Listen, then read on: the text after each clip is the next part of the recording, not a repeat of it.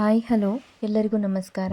Welcome to our channel. ಇವತ್ತಿನ ವಿಡಿಯೋದಲ್ಲಿ ತುಂಬಾ ಹೆಲ್ದಿಯಾಗಿ ತುಂಬಾ ಟೇಸ್ಟಿಯಾಗಿರುವಂತಹ ಈ ಒಂದು ರೊಟ್ಟಿ ರೆಸಿಪಿಯನ್ನು ಮಾಡಿ ತೋರಿಸ್ತಾ ಇದ್ದೀನಿ. ತುಂಬಾ ಚೆನ್ನಾಗಿರುತ್ತೆ, ಮಿಸ್ ಮಾಡದೆ ಟ್ರೈ ಮಾಡಿ ನೋಡಿ. ಈ ಒಂದು ರೊಟ್ಟಿ ಬೆಳಗ್ಗೆಯಿಂದ ಸಂಜೆವರೆಗೂ ಇಟ್ಟರೆ ಕೂಡ ತುಂಬಾ ಸಾಫ್ಟಾಗಿರುತ್ತೆ, ತುಂಬಾ ಟೇಸ್ಟಿಯಾಗಿರುತ್ತೆ. ಈವನ್ ಮಧ್ಯಾಹ್ನ ಲಂಚ್ ಬಾಕ್ಸ್ಗೂ ಕೂಡ ಮಾಡ್ಕೋಬೋದಂತಹ ಒಂದು ರೆಸಿಪಿ. ಮೊದಲು ಒಂದು ಬೌಲ್ಗೆ 1 ಕಪ್ ಆಗಷ್ಟು ನಾನು ಅವಲಕ್ಕಿಯನ್ನು ನೀಟಾಗಿ ವಾಶ್ ಮಾಡಿಕೊಂಡು ನೆನೆಸಿಟ್ಕೊಂಡಿದ್ದೀನಿ. ಕಂಪಲ್ಸರಿ ಈ ಒಂದು ರೊಟ್ಟಿಗೆ ಅವಲಕ್ಕಿಯನ್ನು ಸೇರಿಸೋದ್ರಿಂದ ರುಚಿ ಅನ್ನೋದು ತುಂಬಾ ಚೆನ್ನಾಗಿರುತ್ತೆ. ಈಗ ನೆನೆಸಿಟ್ಕೊಂಡಿರುವಂತಹ ಅವಲಕ್ಕಿಯನ್ನು ಮಿಕ್ಸಿಂಗ್ ಬೌಲ್ಗೆ ಸೇರಿಸ್ಕೊಂಡು ಒಂದ್ಸರಿ ಇದನ್ನು ನೀಟಾಗಿ ಮಿಕ್ಸ್ ಮಾಡಿಕೊಳ್ಳೋಣ. ಈ ರೀತಿ ಚೆನ್ನಾಗಿ ಸ್ವಲ್ಪ ಹಂಚಿಕೊಳ್ತಾ ಚೆನ್ನಾಗಿ ಸಾಫ್ಟ್ ಆಗೋ ತನಕ ಇದನ್ನು ನಾವು ಸ್ವಲ್ಪ ಸ್ಮ್ಯಾಶ್ ಮಾಡಿಕೊಳ್ಳೋಣ. ಈ ರೀತಿಯಾಗಿ ಈಗ ಒಂದು 2ರಿಂದ 3 ಹಸಿರು ಮೆಣಸಿನ್ಕಾಯಿ, ಒಂದು ಮೀಡಿಯಮ್ ಗಾತ್ರದ ಈರುಳ್ಳಿ, ಒಂದು ಕ್ಯಾಪ್ಸಿಕಮ್, ಒಂದು ಕ್ಯಾರೆಟನ್ನು ಸಣ್ಣದಾಗಿ ಕಟ್ ಮಾಡಿಕೊಂಡು ಸೇರಿಸ್ಕೊಂಡು ಅದರ ಜೊತೆಗೇ ಸಣ್ಣದಾಗಿ ಕಟ್ ಮಾಡ್ಕೊಂಡಿರುವಂತಹ ಒಂದು ಟೊಮೆಟೊ ಹಣ್ಣು, ರುಚಿಗೆ ಬೇಕಾದಷ್ಟು ಉಪ್ಪನ್ನು ಸೇರಿಸ್ಕೊಂಡಿದ್ದೀನಿ. ಈಗ ನಾನು 1 ಕಪ್ ಆಗಷ್ಟು ಗೋಧಿ ಹಿಟ್ಟನ್ನು ಸೇರಿಸ್ಕೊಳ್ತಾ ಇದ್ದೀನಿ. ಈ ಒಂದು ಗೋಧಿ ಹಿಟ್ಟು ಮತ್ತು ಅವಲಕ್ಕಿ ಕಾಂಬಿನೇಷನ್ ತುಂಬಾ ಚೆನ್ನಾಗಿರುತ್ತೆ. ಮಧ್ಯಾಹ್ನವರೆಗೂ ರೊಟ್ಟಿ ಇಟ್ಟರೆ ಕೂಡ ಒಂದು ಸ್ವಲ್ಪ ಕೂಡ ಗಟ್ಟಿ ಆಗೋದಿಲ್ಲ, ತುಂಬಾ ಚೆನ್ನಾಗಿರುತ್ತೆ. ಇದರ ಜೊತೆಗೆ ನಾವು ಎಲ್ಲ ತರಕಾರಿಗಳನ್ನು ಕೂಡ ಸೇರಿಸ್ಕೊಳ್ಳೋದ್ರಿಂದ ಒಂದು ರೊಟ್ಟಿ ತಿಂದರೆ ಕೂಡ ಹೊಟ್ಟೆ ತುಂಬ ಇರುತ್ತೆ, ತುಂಬಾ ಹೆಲ್ದಿಯಾಗಿ ಕೂಡ ಇರುತ್ತೆ. ಇನ್ಸ್ಟಂಟಾಗಿ ಯಾವಾಗಾದರೂ ಬ್ರೇಕ್ಫಾಸ್ಟ್ ಪ್ಲಾನಿಂಗ್ ಏನಾದರೂ ಮಾಡ್ಕೊಂಡಿಲ್ಲ ಅಂತಂದಾಗ ಕೂಡ ಈ ಒಂದು ರೊಟ್ಟಿ ರೆಸಿಪಿಯನ್ನು ಟ್ರೈ ಮಾಡಿ, ತುಂಬಾ ಚೆನ್ನಾಗಿರುತ್ತೆ. ಸ್ವಲ್ಪ ಸ್ವಲ್ಪ ನೀರನ್ನೇ ಸೇರಿಸ್ಕೊಳ್ತಾ ಈ ಒಂದು ಹಿಟ್ಟನ್ನು ರೊಟ್ಟಿ ಹಿಟ್ಟು ಥರ ನೀಟಾಗಿ ನಾವು ನಾದ್ಕೋಬೇಕಾಗತ್ತೆ. ನೋಡಿ, ತೀರಾ ಮೆತ್ತಗೆ ಕೂಡ ನಾದ್ಕೋಬಾರ್ದು. ಈಗ ಒಂದು ಕಾಟನ್ ಬಟ್ಟೆನ ತೊಗೊಂಡಿದ್ದೀನಿ, ಅದನ್ನು ಸ್ವಲ್ಪ ಒದ್ದೆ ಮಾಡ್ಕೊಂಡಿದ್ದೀನಿ. ಈಗ ಬೇಕಾದಷ್ಟು ಸೈಜಲ್ಲಿ ಉಂಡೆಯನ್ನು ತಗೊಂಡು ಕೈನ ತೇವ ಮಾಡಿಕೊಂಡು ಈ ರೀತಿಯಾಗಿ ನಿಧಾನಕ್ಕೆ ಬಟ್ಟೆ ಮೇಲೆ ಹರಡ್ಕೋಬೇಕಾಗತ್ತೆ. ಈ ರೀತಿ ಬಟ್ಟೆ ಮೇಲೆ ಹರಡ್ಕೊಳ್ಳೋದ್ರಿಂದ ಬೇಕಾದಷ್ಟು ತೆಳ್ಳಗೆ ಕೂಡ ಹರಡ್ಕೋಬೋದು. ಹಾಗೆಯೇ ಈ ಹೆಂಚು ಮೇಲೆ ಹಾಕುವಾಗ ಕೈಗೆ ಬಿಸಿ ಏನು ಕೂಡ ತಾಗೋದಿಲ್ಲ, ತುಂಬಾ ಆರಾಮಾಗಿ ರೊಟ್ಟಿಯನ್ನು ಮಾಡ್ಕೋಬೋದು. ನೋಡಲಿಕ್ಕೆ ಕೂಡ ತುಂಬಾ ಕಲರ್ಫುಲ್ ಆಗಿರುತ್ತೆ, ತುಂಬಾ ಟೇಸ್ಟಿಯಾಗಿರುತ್ತೆ.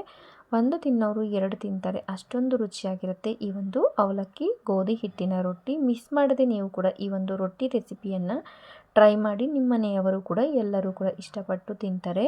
ಈಗ ಆಲ್ರೆಡಿ ಹೆಂಚು ಸ್ವಲ್ಪ ಬಿಸಿ ಆಗಲಿಕ್ಕೆ ಇಟ್ಕೊಂಡಿದ್ದೀನಿ. ಈಗ ಎಣ್ಣೆಯನ್ನು ಸವರ್ಕೊಳ್ತಾ ಇದ್ದೀನಿ ಹೆಂಚಿಗೆ. ಈಗ ರೊಟ್ಟಿಯನ್ನು ಬೇಯಿಸ್ಕೊಳ್ಳೋಣ.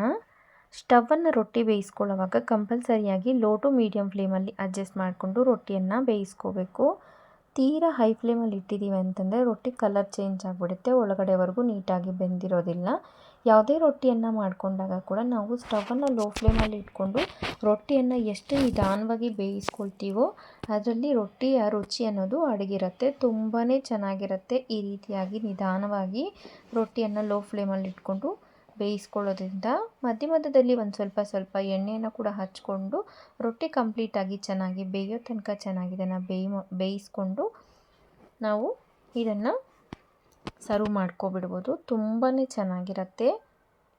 ರೊಟ್ಟಿಯನ್ನು ನಿಧಾನವಾಗಿ ಎಷ್ಟು ಚೆನ್ನಾಗಿ ಬೇಯಿಸ್ಕೊಂಡ್ರೆ ಅದರ ರುಚಿ ಅನ್ನೋದು ಅಷ್ಟು ಡಬಲ್ ಆಗಿರುತ್ತೆ. ಈಗ ಪ್ರತಿಯೊಂದು ಮನೆಯಲ್ಲಿ ಕೂಡ ರೊಟ್ಟಿ, ದೋಸೆ ಏನಾದರೂ ಮಾಡ್ಕೋಬೇಕಂತಂದರೆ ಎಲ್ಲರೂ ಕೂಡ ಸಿಲಿಕಾನ್ ಬ್ರಷನ್ನು ಯೂಸ್ ಮಾಡ್ತೀವಲ್ವ. ಈ ಒಂದು ಸಿಲಿಕಾನ್ ಬ್ರಷನ್ನು ಯೂಸ್ ಮಾಡ್ಕೊಳ್ಳೋದ್ರಿಂದ ನಾವು ಹೆಂಚಿನ ಮೇಲೆ ಎಣ್ಣೆ ಹಾಕುವಾಗ ಆ ಬಿಸಿಗೇನೆ ಆ ಸಿಲಿಕಾನಲ್ಲಿರುವಂತಹ ಪ್ಲಾಸ್ಟಿಕ್ ಅಂಶ ಎಲ್ಲ ಕೂಡ ನಮ್ಮ ಆಹಾರಕ್ಕೆ ಬಂದುಬಿಡುತ್ತೆ.